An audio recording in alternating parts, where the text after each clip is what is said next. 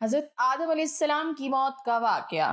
حضرت اسرائیل علیہ السلام جب حضرت آدم علیہ السلام کی روح قبض کرنے پہنچے تو حضرت آدم علیہ السلام حضرت اسرائیل علیہ السلام سے کہنے لگے، میری عمر تو اللہ تعالیٰ نے 1000 سال لکھی ہے، جبکہ ابھی تو صرف 960 سال ہوئے ہیں۔ بسم اللہ الرحمن الرحیم۔ حضرت آدم علیہ السلام سے پہلے دنیا میں کیا تھا؟ یہ وہ سوال ہے جو ہم سب کے ذہن میں آتا ہے کہ کائنات میں انسانوں کے بسنے سے پہلے آخر کیا تھا۔ ایک صحابی نے حضور صلی اللہ علیہ وسلم سے سوال کیا کہ اے اللہ کے رسول صلی اللہ علیہ وسلم، زمین اور آسمان کو پیدا کرنے سے پہلے ہمارا پروردگار کہاں تھا؟ آپ صلی اللہ علیہ وسلم نے فرمایا کہ تب اللہ کے سوا اور کچھ نہیں تھا۔ پھر اس نے پانی پر اپنا عرش بنایا، گویا یہ اس کائنات کی ابتدا تھی۔ پھر اللہ نے قلم کو پیدا کیا اور اس کو حکم دیا کہ لکھ، اور قلم نے اللہ تعالیٰ کے حکم اور اس کے علم سے قیامت تک ہونے والا سب کچھ لوح محفوظ میں لکھ دیا۔ اس کے بعد آسمان اور زمین کی 6 دن میں تخلیق کی گئی۔ یمن سے آئے ہوئے ایک وفد نے حضور صلی اللہ علیہ وسلم سے کہا کہ ہم آپ سے دین کی سمجھ اور قلم کی ابتدا جاننے کے لیے آئے ہیں، تو آپ صلی اللہ علیہ وسلم نے فرمایا، جس کا مفہوم یہ ہے کہ سب سے پہلے صرف اللہ تھا، اس کا عرش پانی پر تھا، پھر اس نے قلم پیدا کیا اور اس قلم نے لوح محفوظ پر قیامت تک ہونے والے تمام واقعات لکھ دیے۔ پھر آسمان اور زمین کو پیدا کیا گیا۔ اس کی جو ترتیب ہمیں روایات سے پتہ چلتی ہے وہ کچھ یوں ہے کہ اللہ تعالیٰ نے ہفتے کی دن مٹی یعنی زمین کو پیدا کیا۔ جب اللہ نے زمین بنائی تو وہ کانپنے لگی۔ پھر اللہ نے اتوار کو اس میں پہاڑ بنائے زمین کو سہارا دینے کے لیے، ایسے جیسے اس میں کیل ٹھوک دیے۔ اس سے زمین ساکن ہو گئی۔ پیر کے دن اس میں درخت اگائے، منگل کے دن تکالیف، مصیبتیں، جراثیم اور بیماریاں بنائی، بدھ کے دن نور کو پیدا فرمایا، جمعرات کو زمین میں چوپائے بنائے اور انہیں زمین پر پھیلا دیا، اور پھر جمعے کے دن کی آخری گھڑیوں میں یعنی عصر کے بعد آدم علیہ السلام کو پیدا فرمایا۔ گویا اللہ تعالیٰ نے انسان کی پیدائش سے پہلے اس کی آسائشوں کے لیے زمین اور اس پر ضروریات کی تمام اشیاء پیدا فرما دی تھی، یعنی مخلوق کی ابتدا میں آخری نمبر پر انسان کو پیدا کیا گیا، اور نسل انسانی میں سب سے پہلی تخلیق حضرت آدم علیہ السلام کی تھی۔ وہ تمام انسانوں کے باپ ہیں۔ انسانوں کی پیدائش سے پہلے فرشتوں اور جنوں کی تخلیق بھی ہو چکی تھی۔ فرشتے اللہ تعالیٰ کی وہ مخلوق ہیں جن کا اصل ٹھکانہ آسمان ہے، اور وہ زمین والوں کے لیے استغفار کرتے ہیں۔ فرشتوں کو نور سے پیدا کیا گیا، جبکہ جنوں کی پیدائش آگ سے کی گئی، اور انسانوں کی تخلیق مٹی سے ہوئی۔ ابلیس جو کہ شیطان تھا وہ بھی فرشتوں میں سے نہیں بلکہ جنوں میں سے تھا، اور اس کی تخلیق بھی آگ سے کی گئی۔ کچھ روایات سے پتہ چلتا ہے کہ آدم علیہ السلام سے 2000 سال پہلے جنات پیدا کیے گئے، اور جب وہ فتنہ فساد میں حد سے آگے بڑھ گئے تو اللہ تعالیٰ نے ان کی طرف فرشتوں کا ایک لشکر بھیجا۔ ان میں خوب مار کا آرائی ہوئی، اور اس میں فرشتوں نے جنوں کو تہس نہس کر دیا، اور وہ سمندروں کے جزیروں میں پناہ لینے پر مجبور ہو گئے، اور آج تک ان کے رہنے کی جگہ یہی جزیرے ہیں۔ ابلیس یعنی شیطان جو کہ جنات کا سردار ہے، اس کا ایک تخت ہے اور وہ تخت پانی پر ہے۔ ابلیس کا اصل نام عزازیل تھا، اور اس کی نافرمانی کے بعد اسے ابلیس کا نام دیا گیا۔ ابلیس کا وہ تخت حقیقتاً کس جگہ پر ہے یہ ہم نہیں جانتے۔ خیر، جب اللہ تعالیٰ نے زمین کو انسانوں کے ذریعے سے آباد کرنا چاہا تو انسان کی تخلیق فرمائی، کیونکہ جنوں میں انسان جتنی فہم و فراست نہیں تھی۔ کہا جاتا ہے کہ جنوں میں سب سے زیادہ علم رکھنے والا جن انسانوں میں سے ایک 10 سالہ بچے کے برابر عقل رکھتا ہے۔ اللہ نے انسان کی تخلیق کر کے اس میں روح پھونکی۔ پھر اللہ نے فرشتوں سے فرمایا کہ میں زمین پر اپنا نائب بنانے والا ہوں۔ فرشتوں نے اللہ سے پوچھا کہ ایسی مخلوق کو کیوں پیدا کرتا ہے جو زمین پر فساد کرے اور خون بہائے، اور ہم ہر وقت تیری تعریف اور پاکیزگی بیان کرتے ہیں۔ جس پر اللہ تعالیٰ نے فرمایا کہ جو کچھ میں جانتا ہوں وہ تم نہیں جانتے۔ فرشتوں کے اس سوال کے 2 مقاصد تھے، پہلا یہ کہ کیا یہ بھی جنوں کی طرح زمین پر فساد کریں گے، اور دوسرا یہ کہ ہم سے تیری عبادت میں کوئی کوتاہی ہوئی ہے۔ بہرحال جب اللہ تعالیٰ نے حضرت آدم علیہ السلام کو پیدا کیا تو زمین سے مٹی لانے کا حکم دیا۔ پھر اللہ کے پاس اس کے حکم کے مطابق مٹی لائی گئی۔ وہ مٹی اللہ تعالیٰ نے پوری زمین سے اٹھوائی تھی۔ یہی وجہ ہے کہ حضرت آدم علیہ السلام کی اولاد زمین کے رنگ کے مطابق ہی ظاہر ہوئی، بعض سرخ، بعض سفید، بعض سیاہ اور بعض اس کے درمیان۔ اس مٹی کو پانی سے تر کیا گیا تو یہ 3 بن گئی۔ قرآن مجید میں بعض جگہ انسان کی تخلیق کے لیے تراب کا لفظ آیا ہے،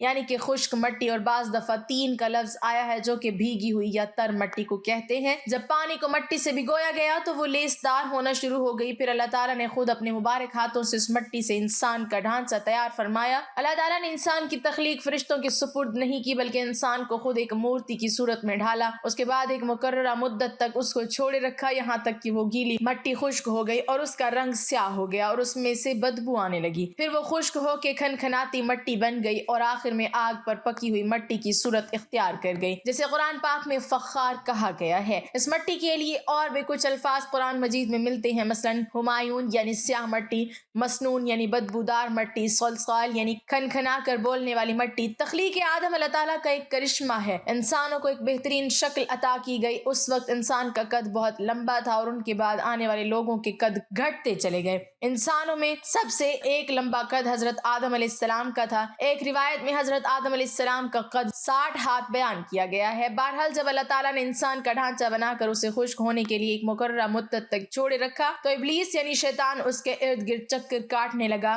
وہ اس ڈھانچے کو ٹھوکر مارتا تو اس میں سے ایسی آواز آتی جیسے خالی مٹی کے مٹکے سے آتی ہے، اور اس نے دیکھا کہ یہ ڈھانچہ پیٹ والا ہے تو وہ سمجھ گیا کہ یہ مخلوق اپنے آپ پر قابو نہیں رکھ پائے گی۔ حضرت آدم علیہ السلام میں روح ڈالنے سے پہلے فرشتوں کا گزر اس ڈھانچے کے پاس سے ہوا تو وہ گھبرا گئے، اور ابلیس بھی ڈھانچے کے آس پاس سے گزرتا تو ٹھوکر مار کر کہتا کہ تجھے کسی خاص مقصد کے لیے پیدا کیا گیا ہے۔ یہ کہہ کر وہ اس کے منہ کے راستے اس میں داخل ہو جاتا اور کمر کے راستے باہر آ جاتا، اور پھر اس نے فرشتوں سے کہا کہ اس سے گھبرانے کی کوئی ضرورت نہیں ہے، اگر مجھے اس پر مسلط کیا گیا تو میں اس سے ہلاکت میں ڈال دوں گا، اور اگر اسے مجھ پر مسلط کیا گیا تو میں یقیناً اس کی نافرمانی کروں گا۔ یعنی ابھی حضرت آدم علیہ السلام میں اللہ تعالیٰ نے روح بھی نہیں پھونکی تھی، تب سے ابلیس کی انسان سے عداوت اور دشمنی واضح تھی۔ پھر اللہ تعالیٰ نے حضرت آدم علیہ السلام میں اپنی روح پھونکی۔ جیسے ہی روح اس مجسمے میں سر کی طرف سے داخل کی گئی تو حضرت آدم علیہ السلام کو چھینک آ گئی۔ حضرت آدم علیہ السلام سے کہا کہ الحمدللہ کہیے، انہوں نے کہہ دیا۔ اللہ تعالیٰ کی اس تعریف کے جواب میں اللہ تعالیٰ نے فرمایا کہ تجھ پر تیرا رب رحم فرمائے۔ جب روح ان کی آنکھوں میں داخل ہوئی اور ان کی آنکھوں نے جنت کے پھلوں کو دیکھا تو غور و فکر کرنے لگے۔ پھر روح پیٹ میں داخل ہوئی تو کھانے کی طلب ہوئی، یعنی روح ابھی ٹانگوں تک نہیں پہنچی تھی اور کھانے کی خواہش محسوس ہونے لگی۔ جب حضرت آدم علیہ السلام میں روح پھونک دی گئی تو اللہ تعالیٰ نے ان کی پشت مبارک پر ہاتھ پھیرا، جس سے قیامت تک کے آنے والے تمام انسان باہر آ گئے۔ حضرت آدم علیہ السلام کی تمام اولاد ان کے سامنے ظاہر ہو گئی۔ یہ بات قرآن اور احادیث سے بھی واضح ہے۔ پھر اللہ نے اولاد آدم سے انہی کے بارے میں اقرار لیا کہ کیا میں تمہارا رب نہیں؟ تو تمام انسانوں نے جواب دیا کہ ہم اقرار کرتے ہیں کہ تو ہی ہمارا رب ہے۔ اللہ تعالیٰ نے حضرت آدم علیہ السلام میں اپنی روح پھونک کر فرشتوں اور جنوں سے انسان کو سجدہ کرنے کا حکم دیا۔ ابلیس کے علاوہ سب نے حضرت آدم علیہ السلام کو سجدہ کیا۔ اللہ تعالیٰ نے ابلیس سے پوچھا کہ تجھے کس چیز نے سجدے سے روک دیا؟ تو اس نے جواب دیا کہ تو نے مجھے آگ سے پیدا کیا ہے اور اسے مٹی سے، گویا میں اس سے بہتر ہوں۔ اللہ تعالیٰ نے اس کی سرکشی پر اسے سزا دیتے ہوئے فرمایا اس جنت سے اتر جا، تجھے کوئی حق حاصل نہیں جنت میں رہ کر تو تکبر کرے۔ ابلیس نے جواب میں کہا مجھے قیامت تک مہلت دے دیجئے، یعنی کہ اتنی لمبی عمر دے دیجئے کہ قیامت تک مجھے موت نہ آئے، جبکہ تمام انسانوں کو دوبارہ زندہ کیا جائے گا۔ اللہ تعالیٰ نے فرمایا کہ تجھے ایک وقت مقررہ تک مہلت دے دی گئی۔ پھر ابلیس نے کہا کہ میں قسم کھاتا ہوں کہ میں انسانوں کی گمراہی کے لیے تیرے سیدھے راستے پر بیٹھ جاؤں گا، پھر میں ان کے آگے سے، پیچھے سے، دائیں سے اور بائیں سے ان کے پاس آؤں گا، اور تو انہیں شکر گزار ہرگز نہیں پائے گا سوائے ان کے جو تیرے مخلص بندے ہوں گے، اور وہ میرے بہکاوے میں نہیں آئیں گے۔ اللہ نے اسے ذلیل و خوار کر کے وہاں سے نکال دیا اور فرمایا کہ ان میں سے جو شخص بھی تیرا حکم مانے گا میں ایسے تمام لوگوں سے جہنم کو بھر دوں گا، اور میرے بندوں پر تیرا کوئی غلبہ نہیں ہوگا۔ اس طرح یہ واضح ہوا کہ سب سے پہلا گناہ تکبر تھا، اس لیے علماء کرام کے مطابق تمام گناہوں کی جڑ تکبر ہے۔ اللہ نے حضرت آدم علیہ السلام کو جاہل نہیں بلکہ علم والا پیدا کیا تھا۔ جب اللہ نے حضرت آدم علیہ السلام میں مکمل روح ڈال دی تو وہ اپنے پیروں پر کھڑے ہو گئے، تو اللہ نے انہیں حکم دیا کہ جاؤ فرشتوں کی جماعت کو السلام علیکم کہو۔ حضرت آدم علیہ السلام کے سلام کے جواب میں انہوں نے وعلیکم السلام ورحمۃ اللہ کہا۔ اللہ تعالیٰ نے فرمایا کہ یہ تیرا اور تیری اولاد کا آپس میں ایک دوسرے کو تحفہ اور ہدیہ ہے۔ اللہ تعالیٰ نے حضرت آدم علیہ السلام کو ابتدا ہی میں تمام نام سکھا دیے۔ وہ اللہ تعالیٰ کے حکم سے آسمان اور زمین کی ہر چیز کا نام اور ان کا استعمال جانتے تھے۔ اللہ تعالیٰ نے ان تمام چیزوں کا نام جب فرشتوں سے پوچھا تو وہ ان چیزوں کے نام نہیں جانتے تھے۔ پھر حضرت آدم علیہ السلام نے ان تمام چیزوں کے نام بتائے۔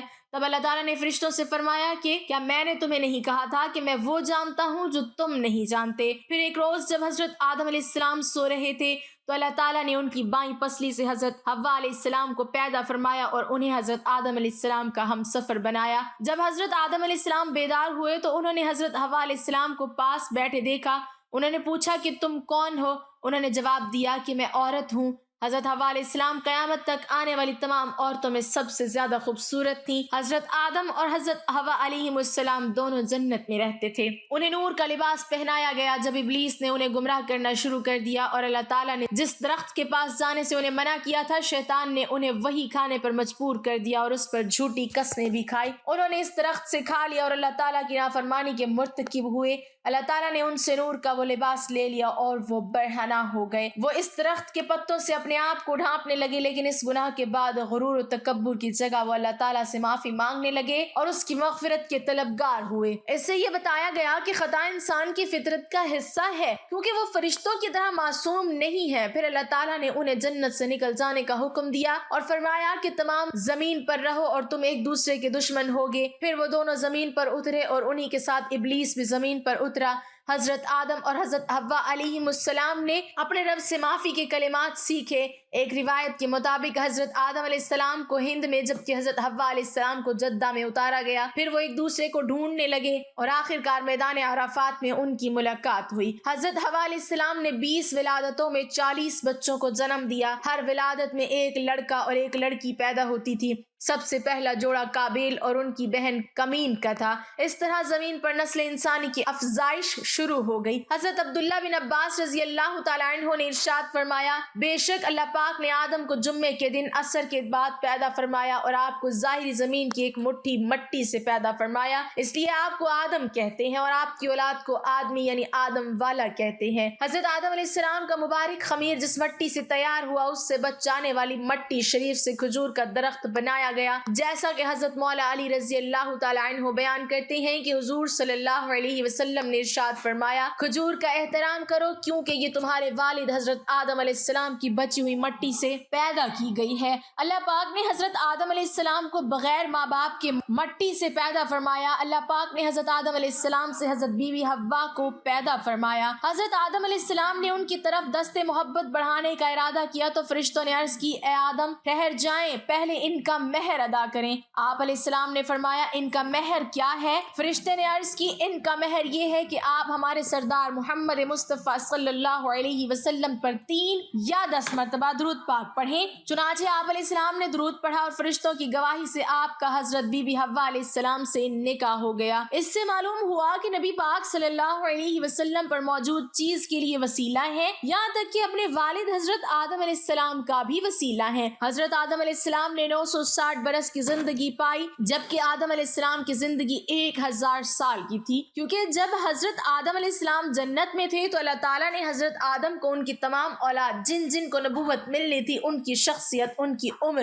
حضرت آدم کے سامنے واضح کر دی۔ آپ نے جب حضرت داؤد علیہ السلام کی عمر کو 60 سال تک دیکھا تو اللہ سے کہنے لگے، اے اللہ پاک میری عمر کے 40 سال میرے پوتے داؤد کو دے دو، تو یوں آپ کی دعا قبول ہو گئی۔ اللہ نے آدم علیہ السلام کو 2 فرزند عطا کیے، حابیل اور قابیل، لیکن شیطان کے وسوسوں کی وجہ سے جب قابیل کے ہاتھوں حابیل قتل ہوئے تو حضرت آدم علیہ السلام اندر سے ٹوٹ گئے اور بار بار اللہ کے دربار میں دعا مانگنے لگے۔ ایک دن حضرت جبرائیل علیہ السلام حضرت آدم علیہ السلام کے پاس آئے اور فرمایا، اے آدم اللہ تمہیں ایسا بیٹا دینے والے ہیں جس کے نسب سے انبیاء اور اولیاء زمین تک پہنچیں گے، ان کا نام شیس رکھنا۔ شیس کا مطلب ہے کہ اللہ کا عطا کیا گیا تحفہ۔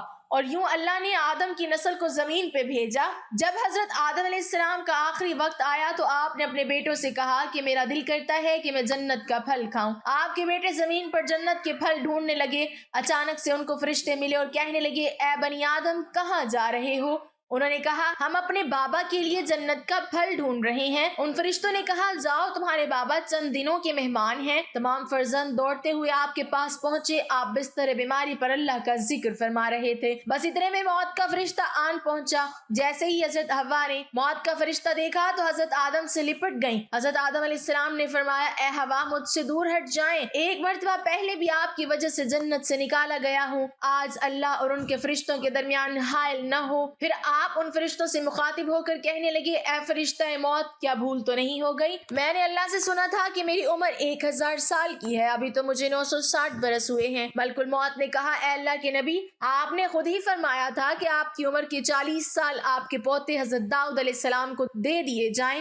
بس حضرت آدم علیہ السلام کی روح قبض کی گئی، آپ کو غسل فرشتوں نے دیا اور جنت کی خوشبو آپ کے جسم مبارک کو لگائی گئی۔ پھر آپ کی نماز جنازہ فرشتوں نے حضرت جبرائیل علیہ السلام کے پیچھے ادا کی۔ زمین کھود کر آپ کی تدفین ہوئی اور تمام انسانوں کے نزدیک اللہ کا یہ حکم نافذ ہوا کہ جب بھی کسی کا انتقال ہو اس کے جسم کو ایسے ہی تدفین کرنا۔ آج بھی ان فرشتوں کی سنت پر اہل ایمان عمل کر کے اپنے بزرگوں کی تدفین کرتے ہیں۔ آپ کی قبر مبارک کی جگہ کو لے کر بہت سے اختلافات ہیں۔ کچھ مورخین کے نزدیک آپ کی جائے تدفین سری لنکا، کچھ کے نزدیک چبلے ابی کیس اور کچھ کے نزدیک عراق۔ بعض روایتوں میں یہ بھی ہے کہ جب حضرت آدم علیہ السلام کی روح قبض کرنے کے لیے فرشتہ پہنچا تو آپ کے بیٹے جس کو آپ نے اپنا جانشین بنایا تھا حضرت شیس علیہ السلام سے کہنے لگے، اے میرے جانشین، میں نے اللہ سے سنا تھا ان قریب اس زمین پر ایک طوفان آئے گا، اگر تم اس وقت تک موجود رہو تو میرے جسم کو اس کشتی میں سوار کرنا جو نجات کا وسیلہ ہے، اگر تم اس وقت تک زندہ نہ رہو تو اپنی اولاد کو وصیت کرنا کہ میرے جسم کو کشتی نوح میں سوار کرے۔ تاریخ میں لکھا ہے کہ جب طوفان نوح آیا تو حضرت نوح علیہ السلام نے اپنی کشتی میں حضرت آدم اور حضرت حوا کے جسم مبارک کو سوار کیا اور بیت المقدس یا عراق میں اس جگہ تدفین کی جہاں انہوں نے اپنی قبر بنائی۔ اللہ سے دعا ہے کہ وہ ہمیں تمام برائیوں سے دور فرما کر نیک عمل کرنے کی توفیق عطا فرمائے اور ہمیں نبی پاک صلی اللہ علیہ وسلم اور ان کی آل پاک سے سچی و پکی محبت عطا فرمائے، آمین۔ ناظرین، کمنٹ باکس میں اللہ تعالیٰ کے 99 ناموں میں سے ایک نام ضرور ٹائپ کریں۔